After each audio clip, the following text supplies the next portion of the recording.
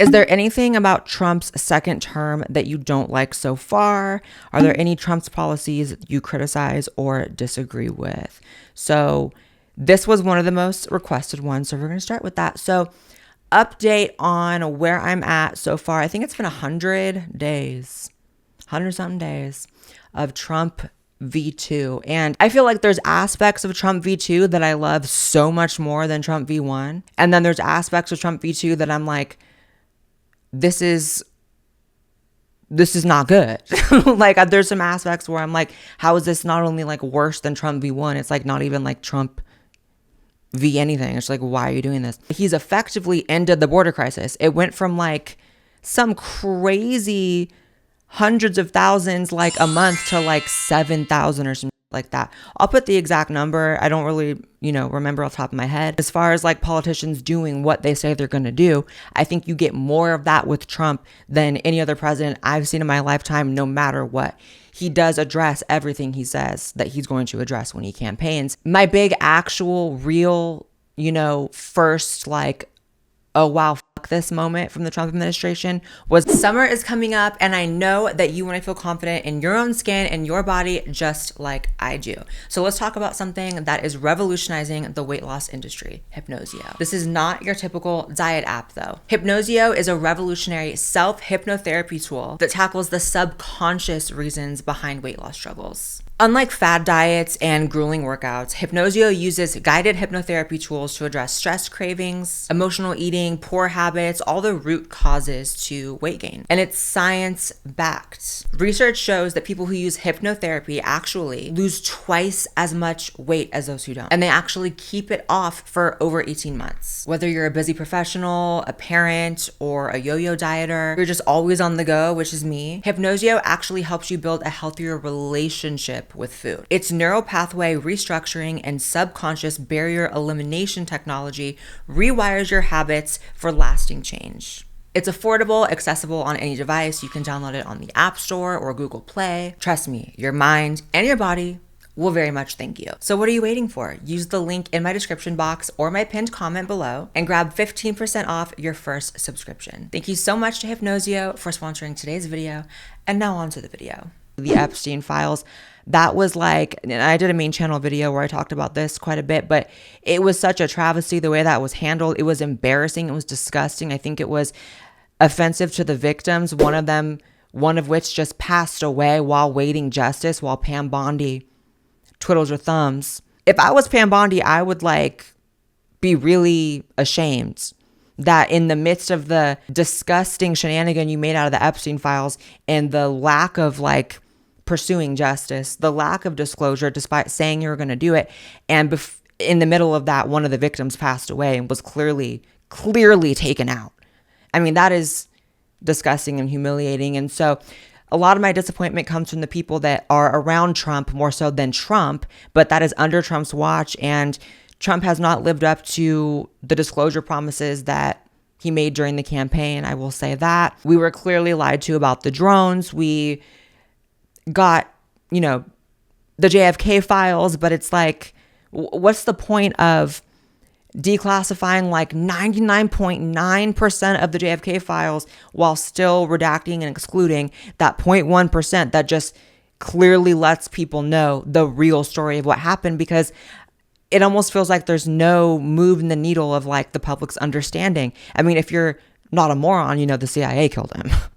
If you're not a moron, you know that, right? But sometimes we need things spelled out for the morons, and it would be nice for the government to show that transparency and commitment to operating in a different way, trying to show that we are not a government that kills our presidents, right? But that's when it gets into some scary shit, because I do also believe that one or more 3-letter agencies tried to kill him back in July, and I don't really care how you feel about that. If I'm wrong, why did the little clearly MK Ultra twink managed to actually get shots off? And why did he take several trips to the local FBI office before he did it? Why did all that happen?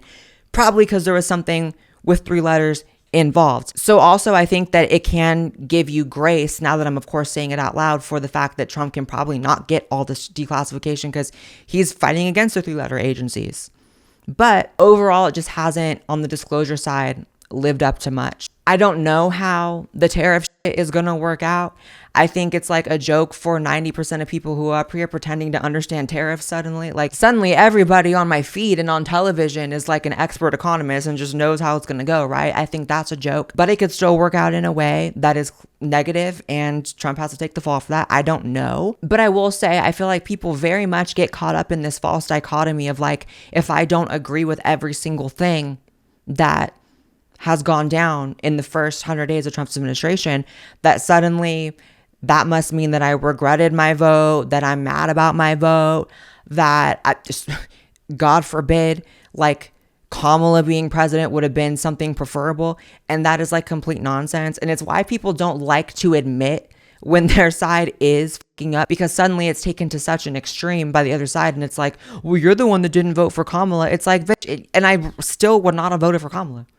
You think that would have been a better situation? You have to be insane. You have to actually be so broken intellectually to think that on her best day, that would have been a better presidency than Trump. I don't like the flirting that this administration has been doing with war with Iran. I think that's really fucked up. I think we're all collectively at a place where it's like, why the fuck are we in all these wars? We know why the elites are in them, right? Because they all do black magic and wars are mass sacrifice rituals. So if you know that, you know, right? If you know that, you know. If you don't, it sounds crazy. But I don't like the flirting with war with Iran. But to pretend as if we probably wouldn't already be in World War III if Kamala won is just delusional. So it's not that I would have voted any other way. It's that it is a statistical impossibility to agree with everything that's come out of an administration. And I've actually seen a lot of people on the right speak up where they need to speak up because they're disagreeing with stuff. And I never see that on the left. I just have to say, y'all didn't even speak up when Biden had a tranny stripper at the White House. Y'all didn't speak up when they were doing like gay porn in the Senate. So let's not pretend there's any more intellectual honesty on the other side.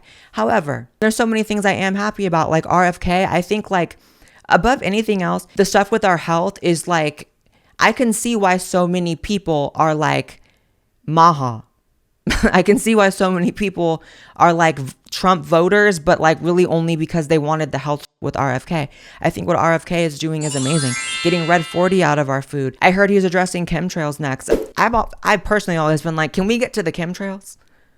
Like, can we get to that part where like we address the fact that they're spraying in the skies to poison us? They poison us by the water. They poison us by the food. They put everything. Vaccines too. Don't care how you feel about it. Oh no, Blaire's anti-vax. Yeah. Because any ounce of skepticism means that you disregard the entire concept of something. That makes sense if you're stupid. What's an outlandish conspiracy theory that you actually 100% believe or know to be true? Will you ask the right bitch? First of all, if you know the origins of the term of conspiracy theory, it was created to dissuade people from speculating about the CIA killing JFK. So it came out of an obvious conspiracy. And suddenly they have this language to stigmatize free thought. And now I feel like I see people all the time. They'll be like, not to, be a conspiracy theorist, but there's some like really unhealthy ingredients in our food. Maybe that's intentional. Duh. It's so sad and so indicative of like the false reality we've been placed in by the amount of lies that have been, told to even prop it all up, that people have to like live in fear of saying anything a little bit outside of like basic like 80 IQ perceptions of the world. You have to be like, not to be a conspiracy theory. Say it with your chest. Just say it. Just say it. Because humanity has never gotten anywhere by people just wanting to be silent about problems. If there's a problem and you see it, talk about it. So anyways, to actually answer your question and not like fight you through the screen because of how much I hate the term conspiracy theorist, I believe in a lot of conspiracy theories. There are a lot of things that are clearly true about the world we live in that is lied about. But if I had to pick one that's on my mind right now, I would say that the world is ran by Satanists, people who worship the devil.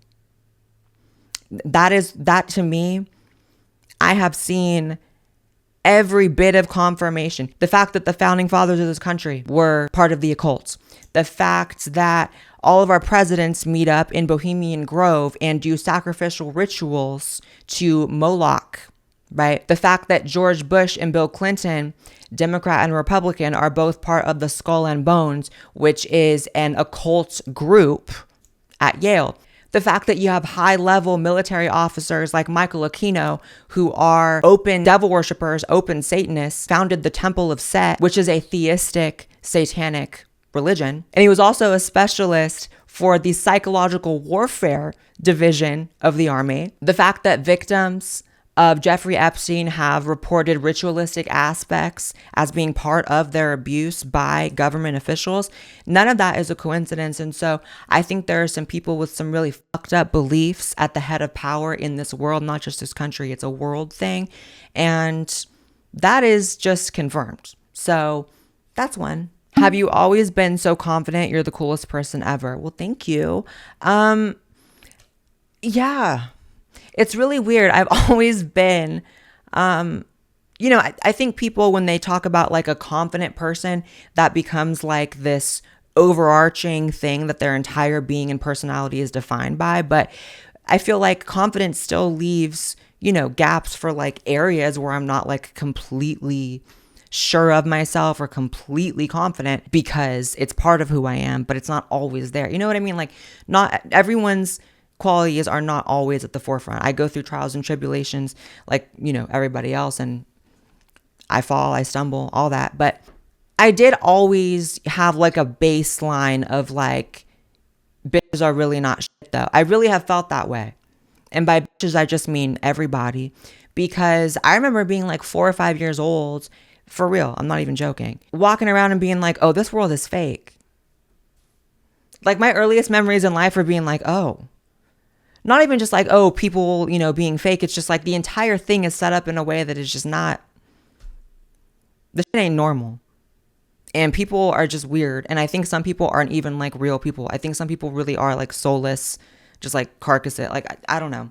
But because of that, obviously what comes with that is an awareness that I am, a divine being. And that's not me being special, because I believe all of us are, minus the actual NPCs, divine beings. And so I've always just understood, like, I don't care how many other little kids are like, you're a fat kid or you're girly or whatever, or whatever kind of things I was going through when like really young in school, or like even now, the fact that I'm so divisive, and like you scroll through a comment section about me and it's like hate, love, hate, love, hate, love. I've always been that way, and I've never really engaged in it. I've never really emotionally attached to it. So I think people just have too much emotional attachment with like how other people perceive them. And I've really just never cared. And it's not in a self-involved way, because I hate how people make that about like, oh, you're like obsessed with yourself. No, I struggle with myself. I try to become a better person. I know my faults. I just don't ever put myself beneath anybody. That's another thing. I've never, compared myself. Like, I don't look at other, people and want their life. I've always known my life is like uniquely mine.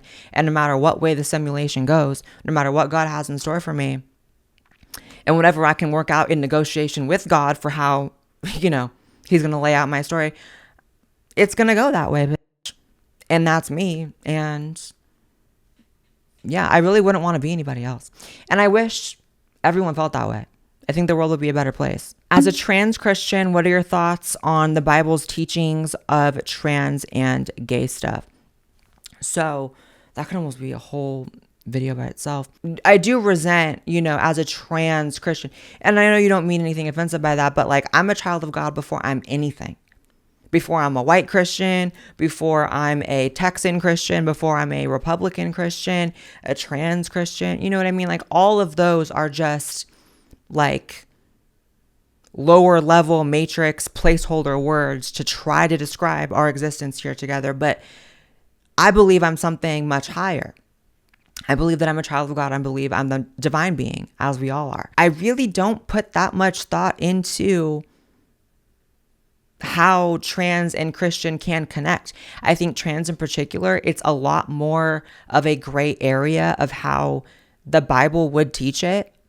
And then you also have to factor in the difference between how the Bible would teach it and the institutions would interpret the Bible and how it teaches it, mostly because there was no concept of a person like me back in the day.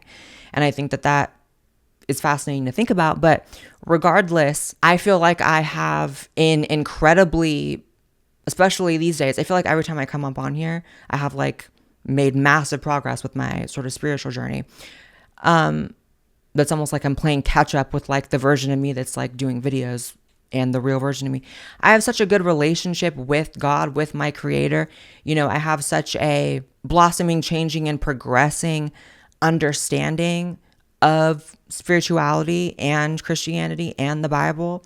You know, I'm on looking at like the banned books of the Bible. I'm on like looking at the versions of the Bible that the institutions don't want you to read. I'm on like really trying to see it from a 360 perspective. And that's not on anybody's timeline, certainly not somebody else's. That's for me and God to figure out, homegirl. And it sounds like I'm getting aggressive with you. I swear to God, I'm not. All I'm trying to say is, I guess I just don't put that much thought into it. I'm much more interested with like my soul getting to know God than like some arbitrary description of what I've done to my body, which is not who we are regardless. So I guess I'll let you know if I receive any updates from God about it. So make sure you subscribe to this podcast channel as well as my main channel. Follow me on X, TikTok, and Instagram. Subscribe to this podcast on Spotify. And thank you so much to Hypnosia for sponsoring today's video. Go check them out, and I'll see you in the next episode of the Blaire White Project podcast. Bye.